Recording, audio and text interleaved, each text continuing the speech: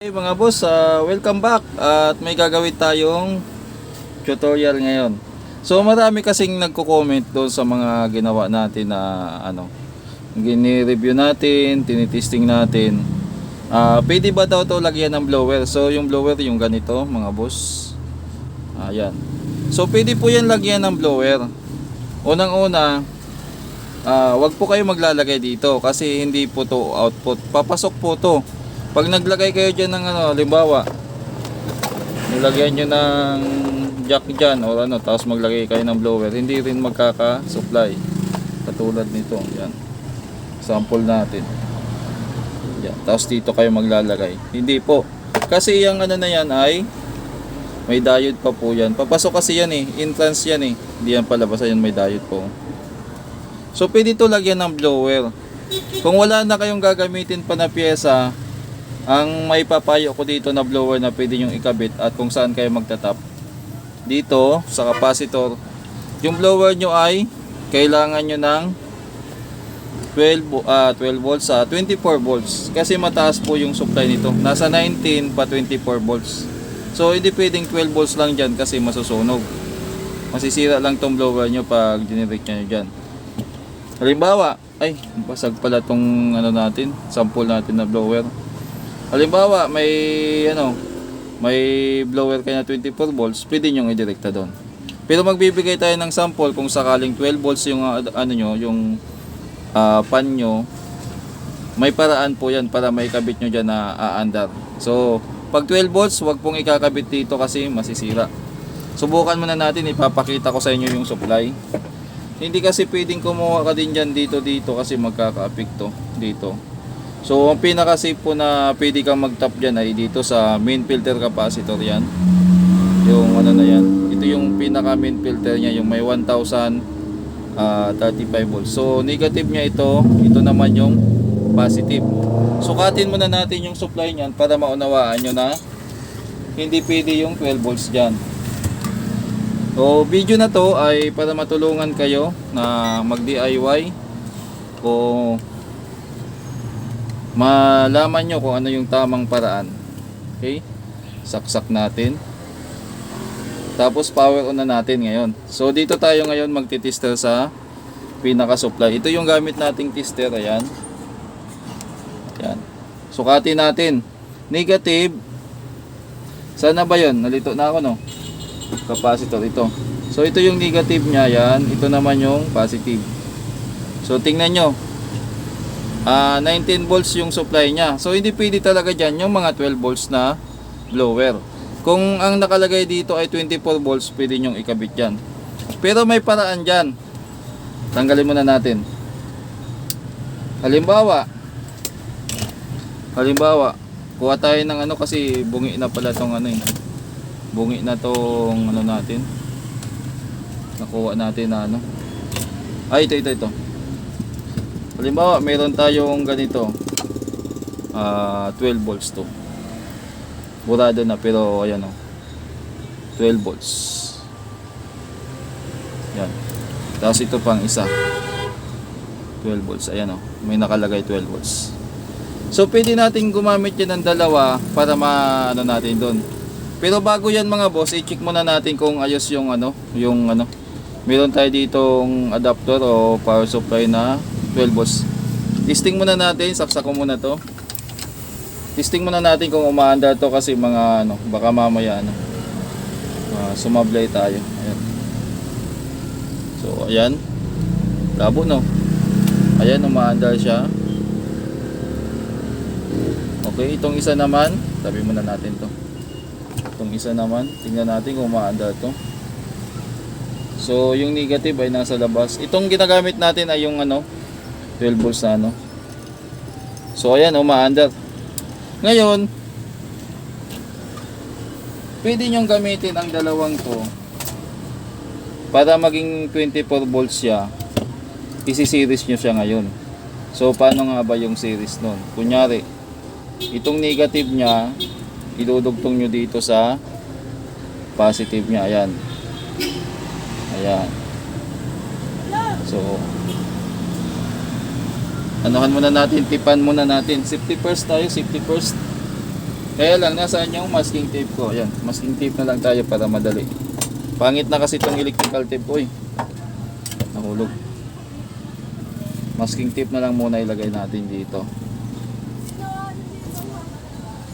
Ayan. So, ang mangyari niyan ganito. Naka-series po siya. Ayan o.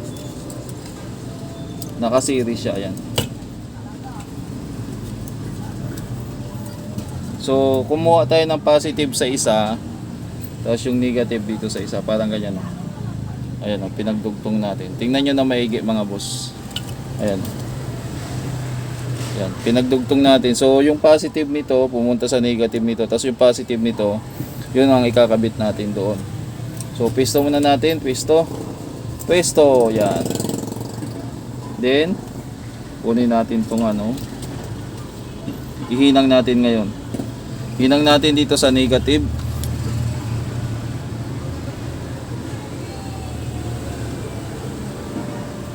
Ayan. Tapos, yung positive naman ay sa positive din. Yan. Okay?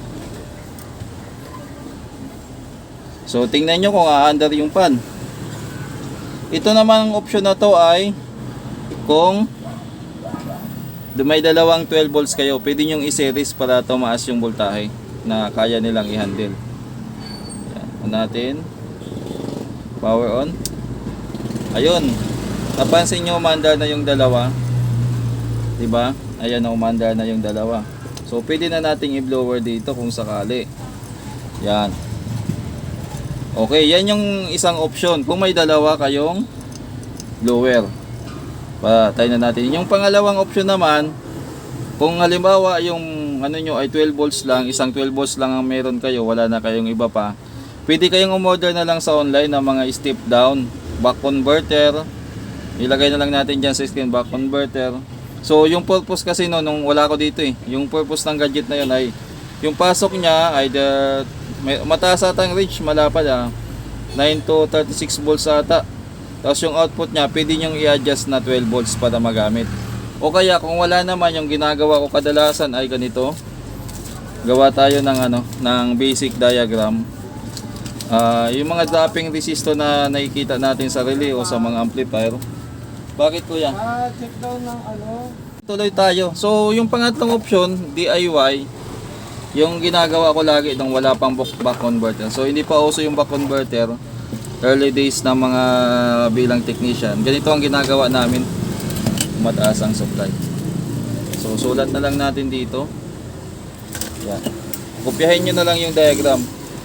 Halimbawa, yung input mo ay ito. Positive. Tapos itong GND, pinaka ground or negative. Halimbawa ito 24 volts. Diba? So gagawin natin dyan, ito ay lalagyan natin ng resistor. Ang tawag dyan ay dropping resistor. Pwede na dyan, bahala kayo kung anong value. So pinaka common ay 20 to 20 ohms, 3 watts. Tapos yan, maglalagay tayo dito ng, so pasensya na at medyo barok yung ito naman yan. Ito namang Zener diode ay Zener 12 volts yan. Kahit 3 watts lang, ay 3 watts 1 half pala, 1 half. Kahit 1 half watt. So yan, papunta niyan dito. So pwede pa kayo maglagay dito ng ng another fusible resistor o kaya pwede na 12 volts na yung out niyan. Magiging 12 volts na yan. O kaya pwede niyo gamitan ng gamit kayo ng LM 7812 na regulator, pwede din dyan. Pwede din yung dito or dito. So sa 7812 naman, diba ganon, tatlong paa yan. Itong kasi ground na to, diba? Ito naman yung out nya, kunyari 7812 to. Tapos ito naman yung in nya, 24 dyan. So pwede naman yan, pero back upan nyo pa ng diode. So pwedeng ito, pwede itong dalawa. Depende na sa ano. Next time siguro kung gagawa ako ng ano, ng power supply na ano. Tapos pwede kayo maglagay dito ng capacitor yan. Lagyan nyo ng capacitor dyan. Tapos dito naman sa output, capacitor din uli. Ito positive. Yan, positive ito. Yung negative na ito. Tapos dito. O kaya pwede pa kayo dito maglagay ng resistor. Halimbawa ano, 1 ohms. Mga fusible. Ganon din dito. Pwede rin kayo maglagay dyan ng fusible dito. Yan. Pwede namang ano. Kasi ito may signal diode na rin to sa loob eh. Itong ano. Itong 7812. Pwede naman ganito kasi yan eh. Halimbawa. 24 volts. Yan. 24 volts. Tapos maglagay ka dito ng ano. Kunyari ano. 10 ohms. 10 ohms yan ha. 10 ohms yan. 10 ohms. Tapos papunta na sa paa ng ito ay pangit na sulat ko 7812. Ito negative GND. Tapos ito naman yung pag ground nya. So pwede kayo maglagay dyan ng fuse o resistor. So bahala na kayo kung alin yan ang gusto yung ilagay. So dito sa resistor pwedeng 1 ohms. Yan. Kung gusto nyo lagyan nyo pa dito ng Zener. Doble Zener diode. 12 volts din. So 12 volts yung out nyan. Ito 78 12 yan. So ito 10 ohms na resistor. Pwede rin yung ganyan. Yung gagawin nyo. So kanya-kanyang ano lang yan. Kung matagal-tagal na kayo sa electronics, ano naman yan, makukuha nyo na yan. So yung mga dropping resistor, yung napapansin natin sa mga amplifier, yung maghahalo kayo pa ako, wag na. Yan yung ano. Pero kung gusto nyo hindi hassle, pili na lang kayo ng back converter o para walang ano, order na lang kayo sa online ng mga 24 volts na pan. Meron naman yan. Yun ang ikabit nyo doon. Mas madali, di ba? So may paraan. Pwede siya magano. Pwede siyang kumuha dito ng supply. Pero kung ayaw nyo naman, para iwas hassle, bili kayo ng mga ganitong 12 volts na adapter na para sa blower lang talaga. Dito na kayo magtatap sa input sa pinaka AC para hindi naman mabawasan pa yung kasi dagdag load pa din tong ano eh. Sa totoo lang mga boss, pag nagkabit kayo diyan ng pan, dagdag pa sa pasanin ng power supply nitong ano.